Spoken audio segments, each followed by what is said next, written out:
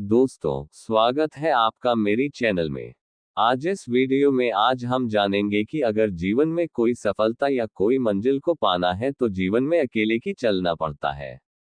सभी समस्याओं को सामना करते हुए सभी समस्याओं का समाधान खुद ही करना पड़ता है। जब हम अपनी समस्याओं का समाधान खुद करते हैं तो वो समस्या दूसरी बार जीवन में आ भी जाए तो हमें वो समस्या हमें पहले के जैसी बड़ी नहीं लगती। आज हम जानेंगे कि जीवन में अकेले चलना कैसे है। अपनी कामनाओं के कारण हम कभी उस ज्ञान को नहीं समझ पाते, जिसके कारण हमारे भीतर समझ विकसित होती है। दुनिया में सभी लोगों को वह समझ विकसित नहीं हो सकती, इसलिए यदि आप वह इंसान हो जो जीवन को समझना चाहता है, तो आपको अकेले ही चलना होगा। शुरू करते हैं आज की small moral stories in Hindi. तुम्हें अकेले चलना होगा। एक बहुत महान राजा थे, जिन्हें ज्ञान में बहुत रुचि थी। एक बार उनके दरबार में एक महान सन्यासी आने वाले थे। उनके आने के कारण राजा बहुत अधिक प्रसन्न थे। लेकिन वह सन्यासी हर किसी से नहीं मिला करते थे, इसलिए वह महल आए और एक अकेले कक्ष में राजा से मिले। राजा ने उन्हें प्रणाम किया और बोले, गुरुजी, आपका बहुत आभार कि आप मेरे महल में आए हो। लेकिन मैं चाहता हूं आपके द्वारा दिया गया ज्ञान मेरी प्रजा भी सुने। सन्यासी बोले, राजा, बिना उनकी इच्छा के तुम ये कैसे कह सकते हो कि उन्हें मेरे ज्ञान की जरूरत है? राजा बोला, गुरुजी, आप ये कैसी बात कर रहे हैं?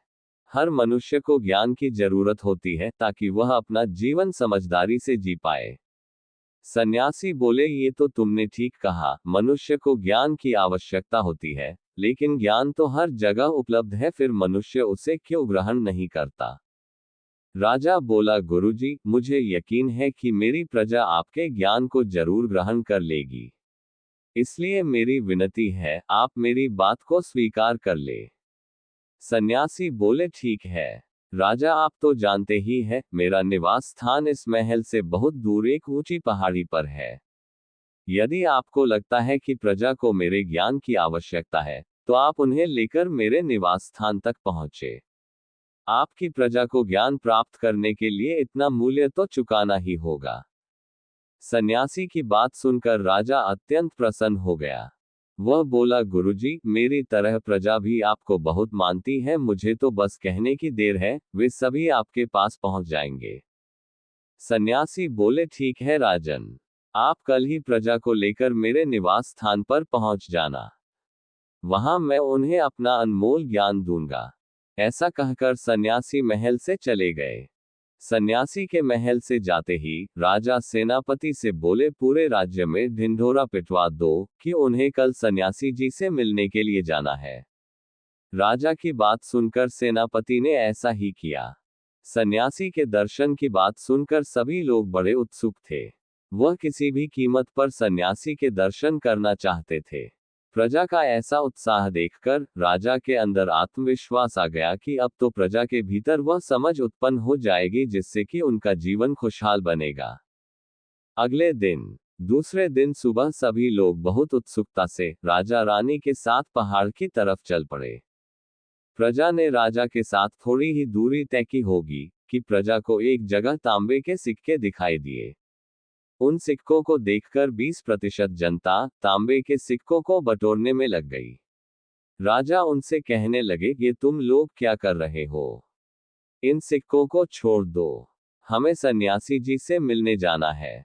भीड़ में से एक व्यक्ति बोला, राजा, हम बहुत गरीब हैं, अभी इस वक्त ये तांबे के सिक्के हमारे लिए बहुत जरूरी है, इसलिए हमें क्षमा करें, हम आपके साथ आगे नहीं जा सकते।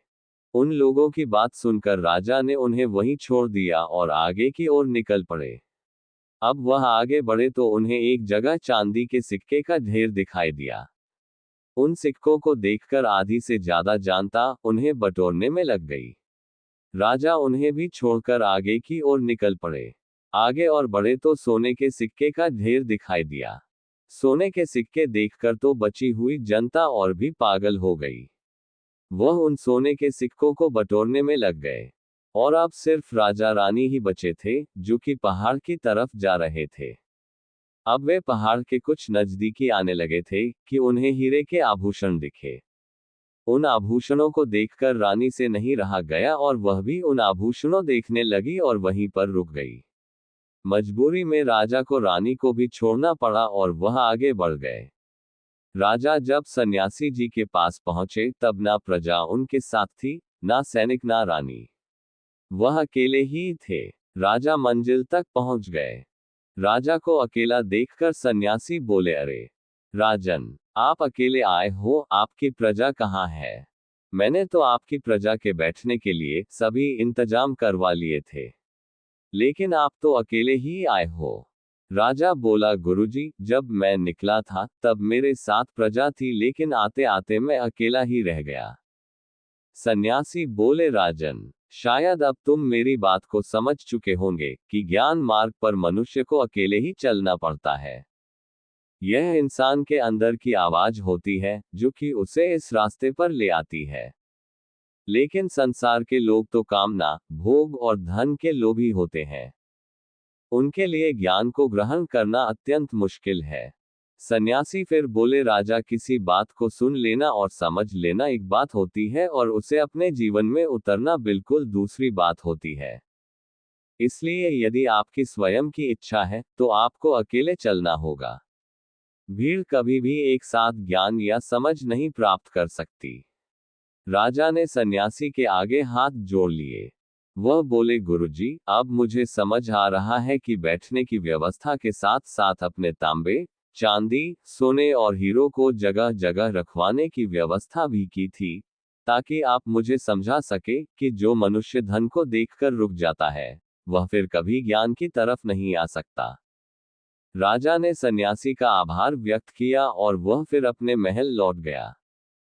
कहानी से शिक्षा। इस कहानी से हमें ये शिक्षा मिलती है, ज्ञान उसी को प्राप्त होता है जो अपनी कोई कीमती चीज छोड़ने को तैयार हो।